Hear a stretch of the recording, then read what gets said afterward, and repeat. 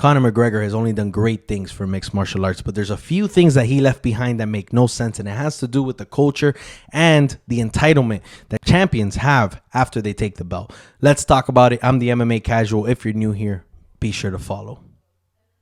All right, let's get right to it. So, I made a video about McGregor being overrated a while ago. I made a video about double champs, but there's this consistent culture that has come by storm, and it's driving me nuts. And I don't know if you're going to agree, but I want you to hear me out. I want you to like this video, subscribe, but I want you to comment below if you agree or disagree.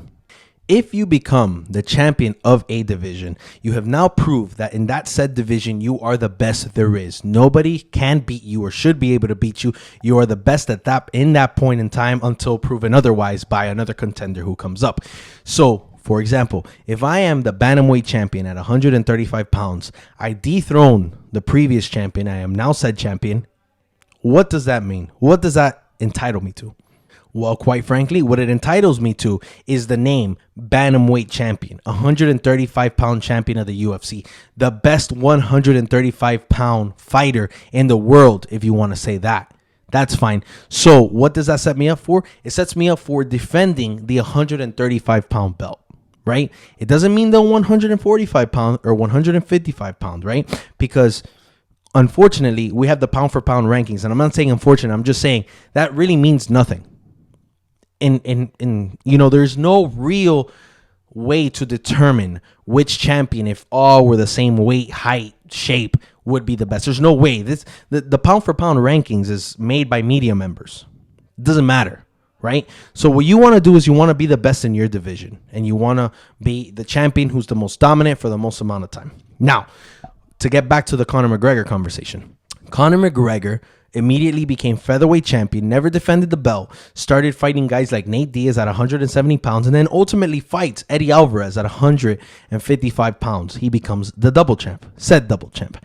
So now my question to the viewers is, why would Conor McGregor get the opportunity to represent and contend the 155-pound division at the highest level? What has he done to get that honor, to have that opportunity? Well, when we talk about the UFC, we know he makes the most amount of money for them. He brings in the most revenue. He's the most popular. Everything that has to do with business, right? But there's no reason why we should think Conor McGregor should contend over whoever was in that running at the 155-pound level. However, they did it. Great business decision. He ultimately beat the 155-pound champ. But was he deserving of that? I'd say no, because his run was at 145 pounds. You've proven to be the best in the 145-pound division. So let me break down what I think is the issue today. So now everybody becomes a champion and everybody wants to move, right? So Sean O'Malley becomes the bantamweight champion. He has a nice run. He still has a lot to prove because he skipped a few jumps and leaps to get to where he got. Really, Petr Yan set him up. But that's a stacked division that he could have fought several times before fighting for the title. But that's nor here nor there. When he becomes champion, his first thought is to go fight in 145 pounds, which makes no sense to me. Ilia Topuria beats Volkanovski. Great performance. You just took out, debatably, the featherweight GOAT. And all of a sudden, you're talking about fighting Islam Makhachev at 155 pounds. So let's take it back. Why are these guys doing that? Why? I mean, I know you want to be crowned the double champ, but you have done nothing to deserve a double champ opportunity, in my opinion. And again, what I want to hear from you guys is, if you are dominant in one division, if you're the champion in one division, I expect you to have several defenses and be dominant and take out the division before you're even talking or thinking about going to up in weight class and taking on a champion of another division. It makes no sense.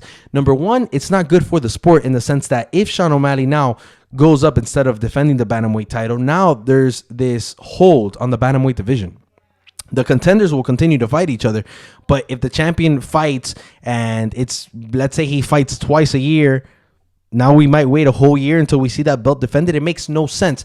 Same thing for the featherweight division. Ilia Topuria just becomes champ. How is your first fight going to be in another division? It makes no sense. We're becoming the WWE or just boxing. And that's not what the UFC is. I think when you have guys like Israel Adesanya, Alexander Volkanovski, John Jones, guys who are extremely dominant in their division, right? Alexander Volkanovski, for example. He beats Max Holloway 3 times, and it's not because they wanted to keep remaking that fight. It's that every time Max Holloway lost, he'd go beat the contenders in the division.